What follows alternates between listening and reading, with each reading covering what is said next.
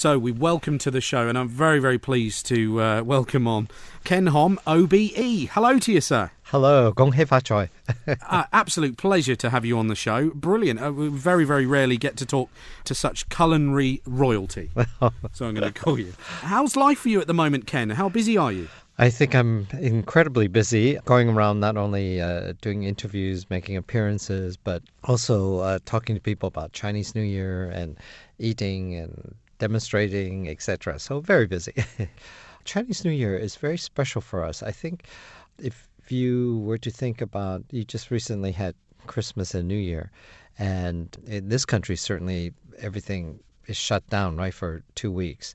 And it's the same thing in China. I mean, if you try to do business in places like Hong Kong or Singapore or even, in China or Taiwan, any of those places, even in South Korea and in Thailand, forget it, because people they're away.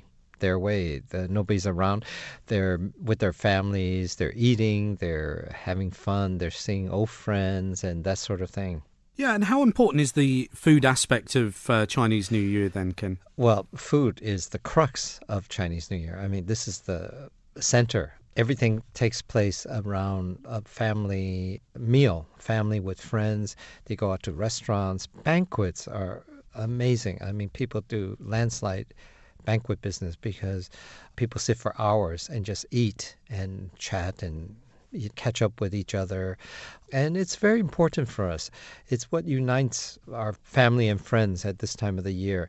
And it's so much part of our culture, especially food, because I think food takes much more importance in our culture than in almost any other culture, save maybe the French and Italians.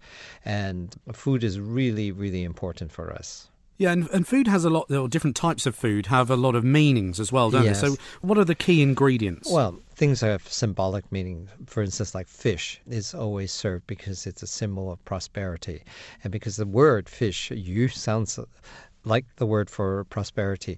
And we eat things like noodles because they're a sign of longevity. And I remember as a child I was admonished not to cut the noodles because it would cut your life, my mom would say. Really? And yeah, it's great for kids because you can just slurp it up and make noise.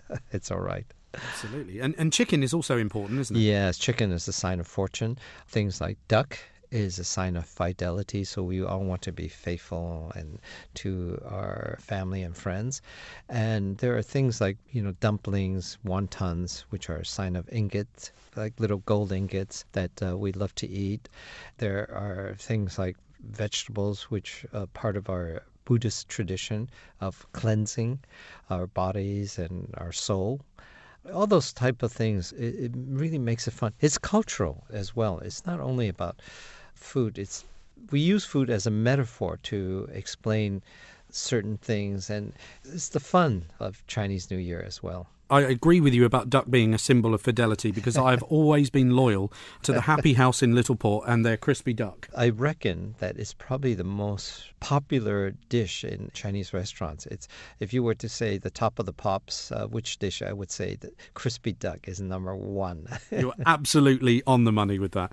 Ken, just on that for a moment, with regards to the huge explosion of takeaway foods that we've had over the years, but how different is the menu now within takeaways and Chinese restaurants across the UK? Because I would imagine it's quite a long way away from the more traditional kind of foods that you normally... Well, it's funny. I think 30 years ago when my first TV series came on, I think there was a wide gap between what was served in what the Chinese like us would eat and what we would serve to non-Chinese people. And that has really narrowed enormously. In fact, I think some of the best Chinese food in Europe is in this country. And it's simply because people in this country are more sophisticated. They travel a lot to China, and their exposure to Chinese food is longer. And not only can people cook Chinese food, but a lot of Brits have also gone to China and to the Far East to visit and to eat and to work. And they brought back with them the demand for real, good, authentic Chinese food. And, of course, restaurants and places are eager to serve the real thing. And so the food here is very, very good. And it's narrowed incredibly. I mean, not only in places like London, but even outside of London, all the major centers and even little restaurants outside are good. Manchester, Birmingham, I've eaten some wonderful food. Edinburgh, places like that. But even outside in the countryside, there is very, very good Chinese food. And Ken, you've done television, radio, you have books, you have recipes everywhere all over the world. And I know you've got a range of dishes also that are available in the supermarkets as well. Yes, and I wanted to do that because it's my sort of contribution to people. Like, for instance, you love the crispy duck, but that's not something you would make at home. I must say I'm pretty proud of my crispy duck there. It's really good. Because it must be difficult to be able to package that, what I would call the live flavours that we would get from a Chinese restaurant or a takeaway, to pre-pack that. How difficult is it? It's very difficult, and I think that was a real challenge when I started working. It took a long time. It actually took over a year, and to get something I was satisfied with. And you know how I tested things? I would send them to my Chinese friends. And I would say, tell me really, what do you think about this? And my godson, who was studying here then, he's from Hong Kong. And when he said, Uncle Ken, this is good, I said, yes. It's the ultimate test. Exactly. Yeah. Look, it's been an absolute pleasure to talk to you, Thank you. Ken. Can I wish you a very happy Chinese New Year, of course? Yes. How do we say that? Gong hei fa choi.